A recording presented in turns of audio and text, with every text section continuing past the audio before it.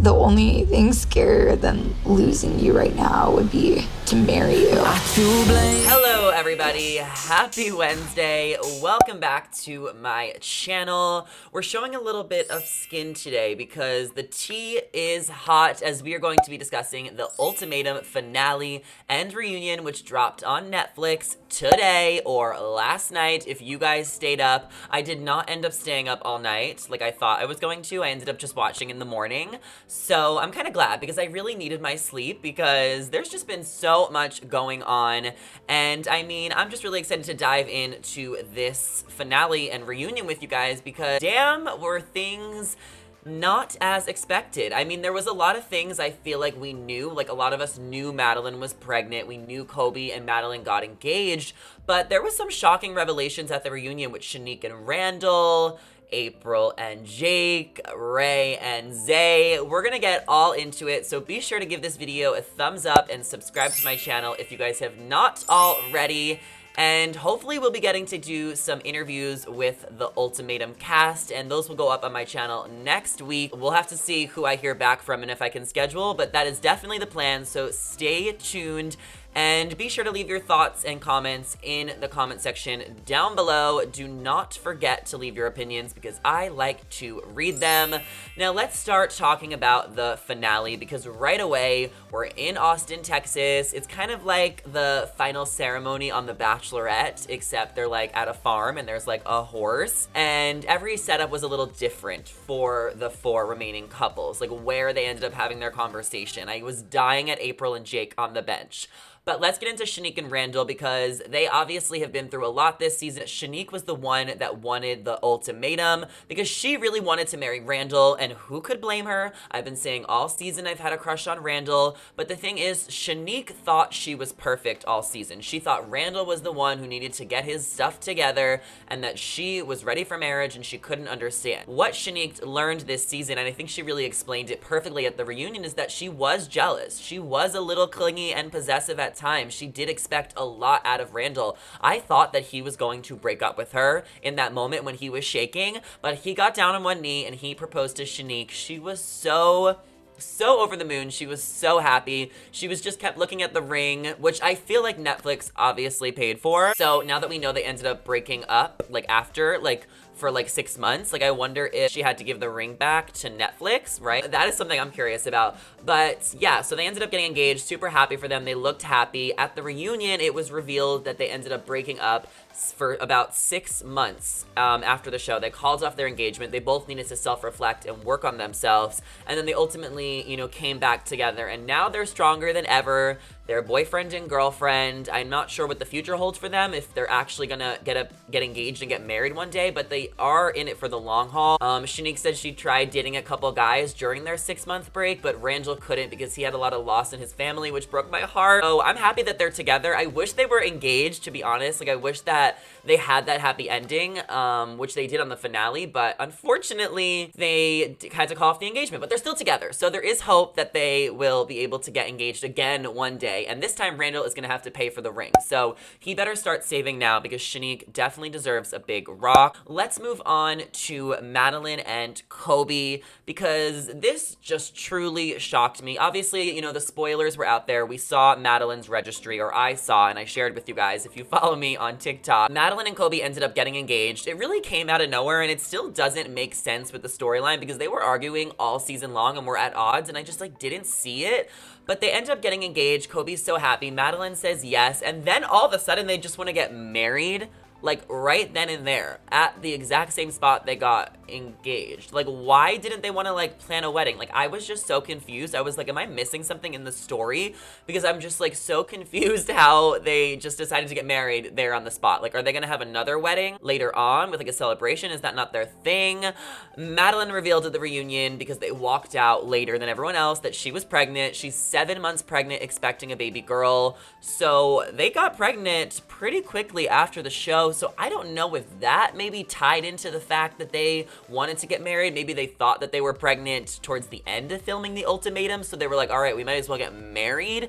Or if the Netflix producers encouraged them to get married. Either way, I am super happy for Madeline and Kobe. I do feel like they matured a lot throughout the time after the show. Like, seeing Madeline at the reunion, like, she is very maternal, her hair is darker, like, she does not seem as dramatic and crazy as she did during the majority of the season. She was always a drunk girl acting crazy, but her and Kobe seem to kind of settle down, so I'm happy for them. I'm not like completely sold. They're not like my favorite couple ever from the show, but I mean, of course, like, I'm glad that someone ended up getting engaged and married and pregnant from the show. Like, they literally did all of it, so I guess the experiment worked for them. Moving on to Jake and April, one of the most controversial couples throughout the season. I think it was clear from the very jump start that April and Jake were on two completely different pages. And it got down to the final episode. April and Jake ended up breaking up on a bench with the horses, and April is laughing the whole time. You know, she's very happy-go-lucky, and Jake is too, and I think that's why they've connected and had, like, you know, such a good relationship, and they were so close with their families. But April was the one that issued the ultimatum. She wants marriage, she wants babies, she wants everything right now. Meanwhile, she's the youngest on the show. Jake was unable to give that to her, and he ended up breaking up with her. At the reunion, you know, April expressed that she felt Jake, you know, emotionally checked out as soon as they came back from the trial marriage, and that, you know, she saw that connection he had with Rae, and it was undeniable, and she felt betrayed, she felt disrespected by it. And, you know, Jake kept on saying he was dragged on the show, he didn't want to be here, and it really, I mean, they were not meant to be together, and I guess they needed this show to really pull them apart. After the show, Jake and April kind of tried to make their relationship work, but April said it was more routine, and April also revealed at the reunion that she has a new boyfriend, it's super serious, and that, you know, she is in love, and that she's with somebody that wants to marry her. So something that's interesting, I got a DM because Jake actually just did my friend's podcast, my friend Chelsea Stark Jones. Jake revealed that April was sleeping with someone else throughout taping that wasn't Kobe, and that guy planned to propose before they came on the show, and she just wanted clout amongst other things. I mean, I believe this. I don't think it's not true. I wonder if that's, we know April has a boyfriend now, so I guess that she was with this guy before. She used Jake to go on TV. It really doesn't make sense. I mean, Jake kept saying he was dragged on the show. Maybe April just wanted thirst and fame. Jake should have called her out. If Jake should have called her out at the reunion, but I guess he's telling his story on the podcast. So we're gonna have to kind of keep updated on that. And I will give you guys all the more tea and updates on my TikTok as everyone does podcasts over the next couple of weeks and we get more answers to what really happened on the show.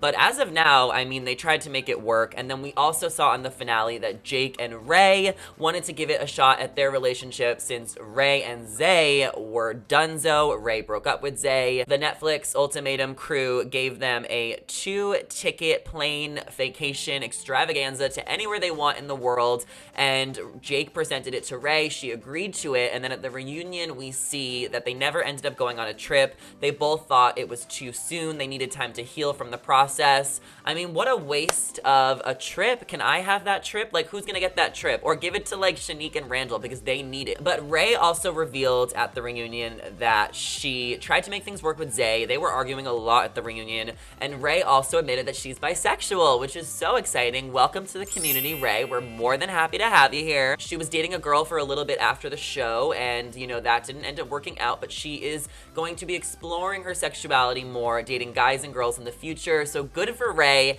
and also good for Rae is that she finally stood up to Zay. She has felt like Zay was always over-talking, over-speaking for her, you know, throughout their relationship, and what was revealed at the reunion is that Shanique and Zay had some sort of a physical moment during their time together in the trial marriage, and while Shanique told Randall right away as soon as they got back together, Zay never told Rae, and Rae was pissed about it. She felt like she deserved to know, and it was really frustrating for her because Zay kept accusing Jake and Rae of doing things which really never happened other than them making out. So Rae put Zay in his place. He walked off stage at the reunion, which was so dramatic. We love a good walk off, don't we? Listen, I feel like I am Team Rae. Now, Rae did put on her Instagram story, no Team Rae, no Team Zay. There is no Team Zay or Team Rae. We are two people who realized we weren't compatible. Neither of us deserve hate. Let us heal. And Rae has been posting a lot of her story on TikTok. It seems like she's been getting a lot of backlash, which she feels is undeserved. I am Team Rae. I'm rooting for Rae, and her and Zay are not meant to be together at all. And I really do feel like Zay needs to work on his communication skills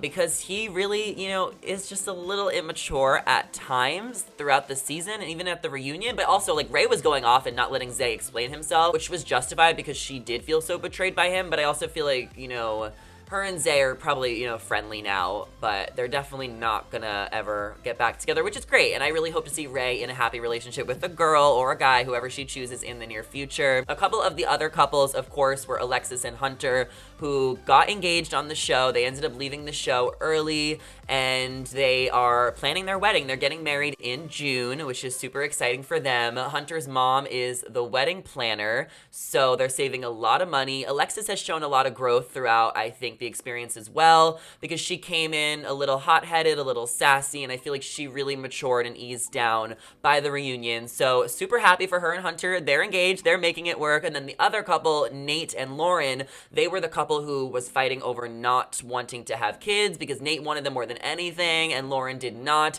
And at the reunion, they agreed that they were gonna have at least one kid. So Nate was able to convince Lauren to have one baby to start.